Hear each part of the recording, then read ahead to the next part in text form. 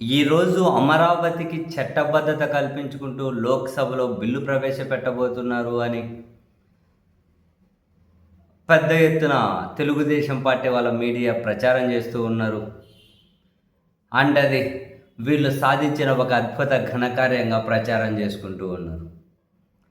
బేసిక్గా ఏదైనా ఏమీ లేని దగ్గరే కొండంతలు ప్రచారం చేసుకునే తెలుగుదేశం పార్టీ వాళ్ళ మీడియా ఇంకా గోరంత ఏమైనా దొరికితే కొండంత కాదు, ఇరాన్లో ఉన్న జాగ్రోస్ పర్వతాలంత ప్రచారం చేసుకుంటారు అన్నది జగమెరిగిన సత్యం.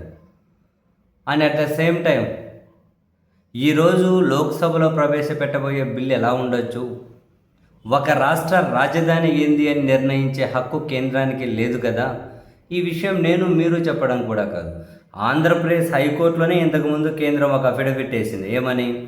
The capital city of a state is decided by the respective state government where the central government has no role to play.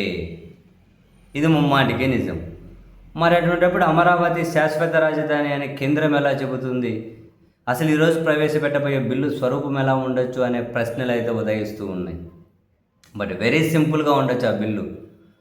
2014లో Andhra Pradesh పునర్వ్యవస్థీకరణ చట్టం ప్రకారం హైదరాబాదును 10 సంవత్సరాల పాటు ఉమ్మడి రాజధాని అని చెబుతూ ఆ చట్టంలో పొందుపరిచారు. ఇప్పుడు ఆ చట్టం టైం అయిపోయింది కదా. సో దాన్ని పునర్వ్యవస్థీకరణ పేరుతో 10 సంవత్సరాల హైదరాబాద్ ఉమ్మడి రాజధాని అనే ప్లేస్లో ఆంధ్రప్రదేశ్ రాజధానిగా అమరావతి ఉంటుంది అని చెప్పి ఏవైనా కనుక ఆ పునర్వ్యవస్థీకరణ చట్టంలో సవరణ చేస్తే చేయొచ్చు.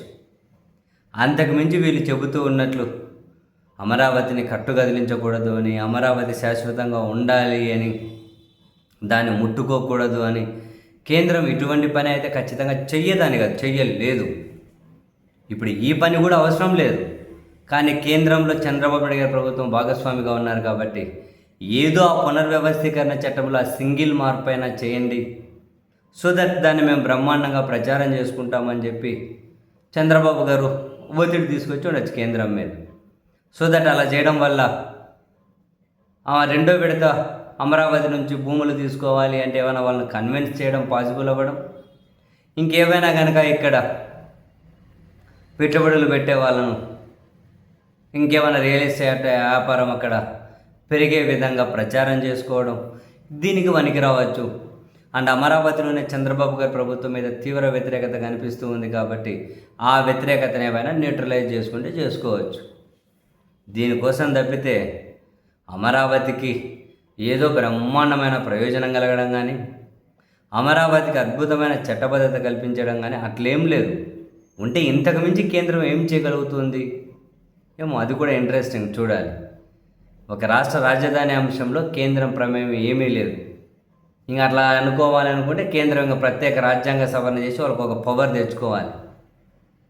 రాష్ట్ర రాజధానులు వాళ్ళ అధికారాల్లో కూడా మేము చొరబడవచ్చు అని, అంతే కదా. జస్ట్ పునర్వ్యవస్థీకరణ ఒక లైన్ ఏమైనా మారుస్తారేమో, చూద్దాం.